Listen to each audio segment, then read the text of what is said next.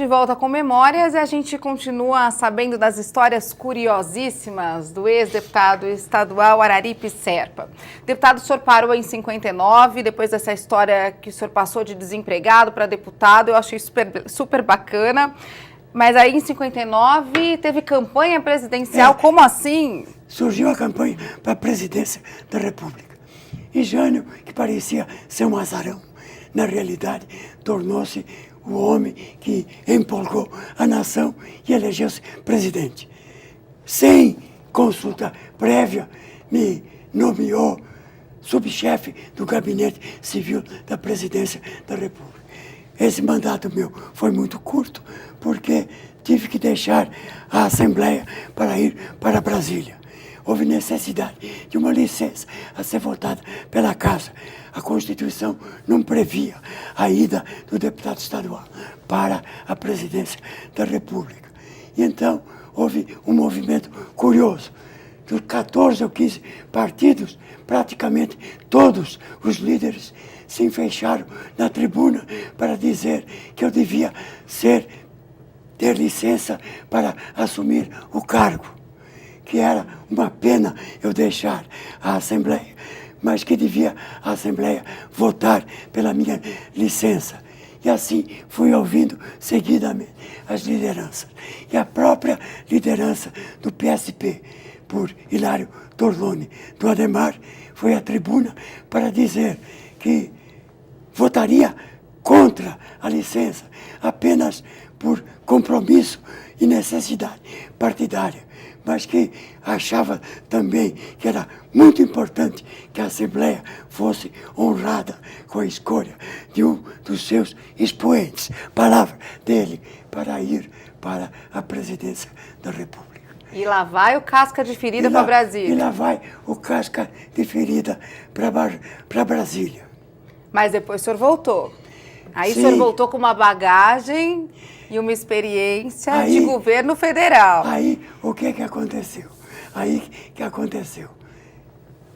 7 meses, quando o governo deslanchava e caminhava para coisas novas e uma modificação fabulosa no Concerto da República, nós tivemos inesperadamente a renúncia de Jânio Quadros. Eu fiquei 7 meses e mais um dia, porque Jânio voltou para Cumbica e Quintanilha Ribeiro me chamou e disse: Araripe, você tem que ficar aqui para repatriar os companheiros que têm que voltar para São Paulo.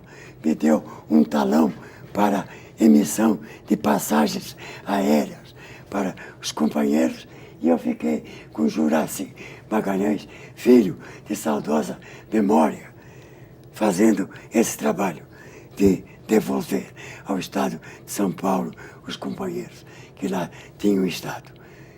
Só a renúncia nós teríamos que falar, não um pequeno programa, horas vários, inteiras, né? Eu imagino. Aqueles momentos de inclusive, angústia, de indecisão. A minha presença subindo a escadaria do Blue Star Line em Santos, quando Jânio subia para embarcar para a Inglaterra, que a Folha de São Paulo registra e publica na primeira página esta foto. Depois, eu mesmo fui escolhido pelos companheiros para ir falar com Jânio em Londres, voltar e lançar as sementes da candidatura de Jânio em 62, para tentar o governo de São Paulo. E Jânio teria sido eleito governador de São Paulo se o grande governador Carlos Alberto Carvalho Pinto, um nome também importantíssimo na história de São Paulo, mas para nós, janista, traidor, não tivesse apoiado outro nome que não os nomes de Jânio, que perdeu por pequena margem para Adhemar de Barros.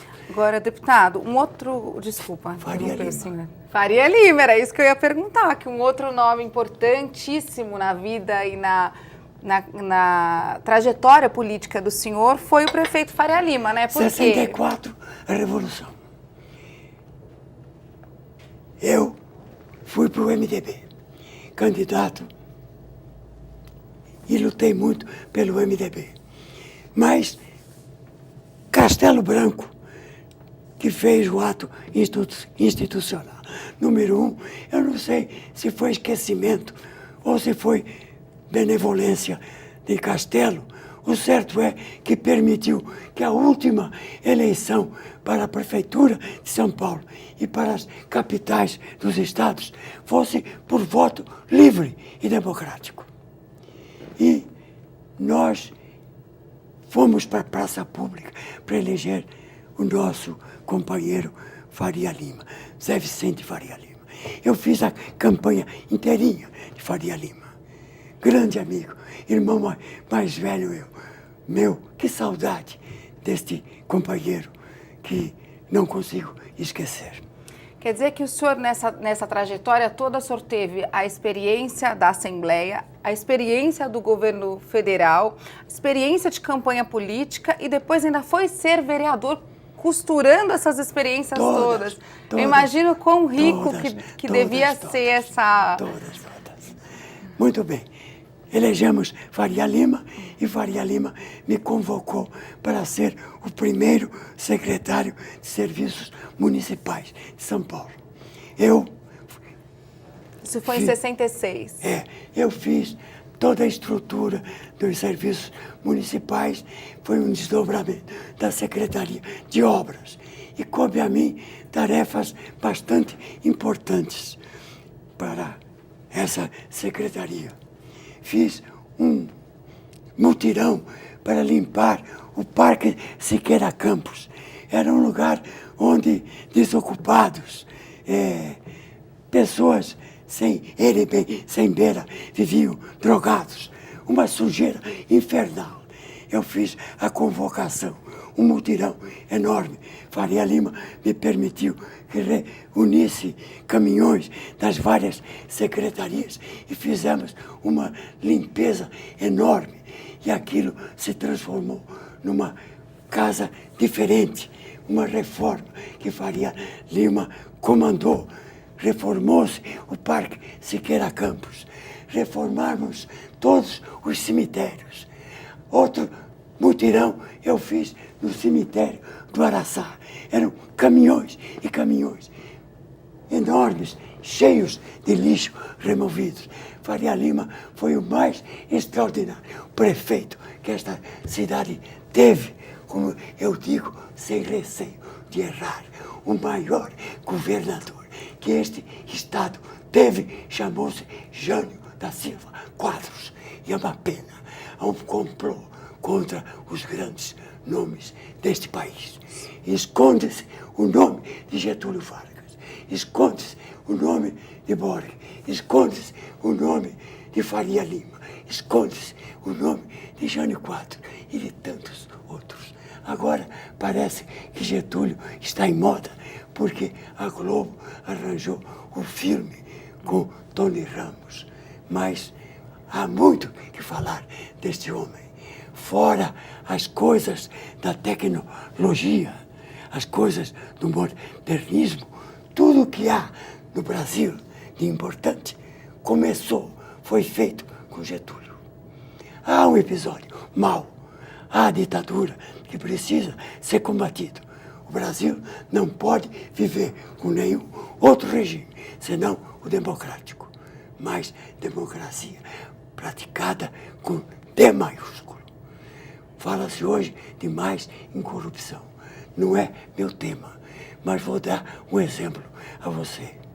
Naqueles tempos que começava, quando se falou da Constituição de 46, a Câmara Federal teve um episódio que precisa ser divulgado, e não é. Qual? Um deputado chamado Edmundo Barreto Pinto preparava-se para ir a uma festa. Era traje de gala, de casaca. E ele estava vestido da cintura da cima, gravata borboleta, casaca.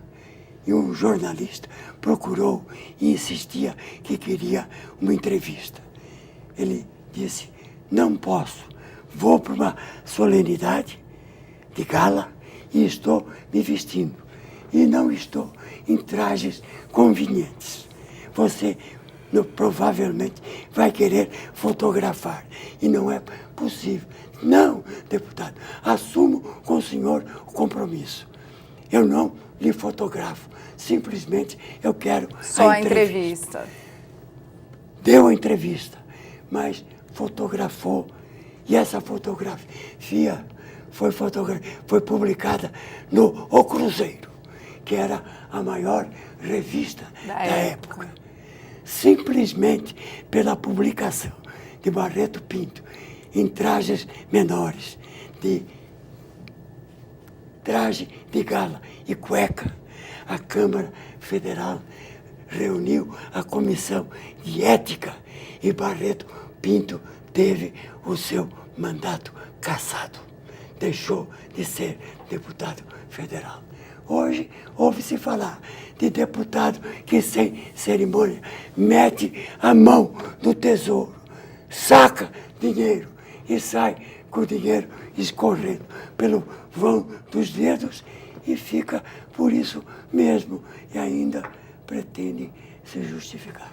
Mas me perdoe. Momento de desabafo, né, deputado? Não tem problema. Agora eu quero saber o seguinte, o nosso programa está terminando.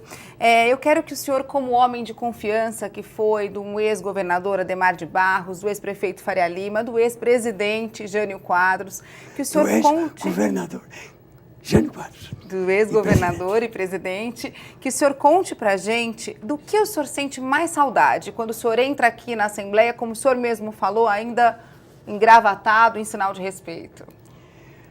Era uma Assembleia muito diferente. Eu já disse a cordialidade que reinava entre os adversários. E lutávamos por ideais, por vontade de ver o melhor por São Paulo. E foi uma casa de luta. Eu lhe disse, eram jornadas ciclópicas. Não tinha hora para começar. Quando muito, havia uma sessão extraordinária. Mas, no máximo, haveria isso. Uma sessão ordinária e uma extraordinária. Não sessões consecutivas. O que havia era prorrogação. E também, outra coisa, os projetos eram da lavra dos deputados. E as comissões funcionavam com a presença e a participação expressiva do deputado, que ia para o plenário da comissão discutir o projeto. Não tinha essa história de pareceres preparados adredemente por grandes grupos de trabalho. Técnicos. Era o deputado que levava o melhor da sua alma, da sua vocação de parlamentar, para pôr naquele projeto. Era isto, era diferente. Eu sei que cresceu demais São Paulo, esta forja imensa, este orgulho imenso para o nosso país. Precisa ter uma casa mais ampla, mais poderosa, mais significativa. Mas eu gostaria que a nossa democracia voltasse mais para seu alicerce, para a sua base, para de fato retratar a vontade popular. Menos showmícios, mais palavras, projetos, vocação, temas, vontade política de defender a educação, a saúde, a segurança, o transporte, a propriedade, a casa. Era isto que eu gostaria de ver. É uma pena que o nosso programa não permita... Seja curto, né? Mas ainda tem mais uma perguntinha para o senhor, que o senhor tem que responder rápido. Dos 3 apelidos que o senhor contou, o mosquito elétrico, casca de ferida e o poeta das palavras, qual que o senhor se identifica mais? Te peguei agora, hein? Como eu gostava de ser chamado pelo Jânio de casca de ferida. Deputado. Não dá tempo para contar aquilo que eu disse. Ia ser um fato importante. Eu conto depois. Conta na próxima. Deputado, muito obrigada pela participação do senhor, por ter trazido tantas recordações de corpo e alma para a gente. Muito obrigada, viu? Eu que agradeço à Assembleia Legislativa de São Paulo, a vocês, a todos os trabalhadores aqui. E agradecer ao Tonico Ramos, ao Samuel Moreira, ao Carolo, a todos os companheiros que me ensejaram esta oportunidade. Podem ter certeza, saí daqui com a alma lavada, alegre, foi um reencontro que me encheu de alegria e mais uma injeção de ânimo para continuar lutando, para viver muito mais e quem sabe um dia, se vocês me convidarem para voltar e contar mais um pedacinho. Muito obrigado. Está convidadíssimo já a voltar. Muito obrigada. Eu também aprendi muito sobre política com essa entrevista. Obrigada. E o Memórias volta na semana que vem com muito mais história interessante para você saber tudo o que já aconteceu aqui na Assembleia. Até mais.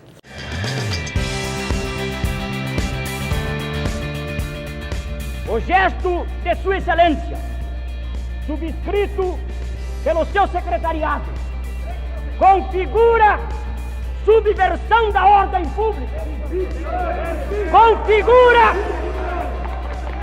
configura a rebeldia da unidade federada à nação, configura a rebeldia de São Paulo pelo seu governador, aos poderes constitucionais conferidos ao presidente Ranieri Mazzilli.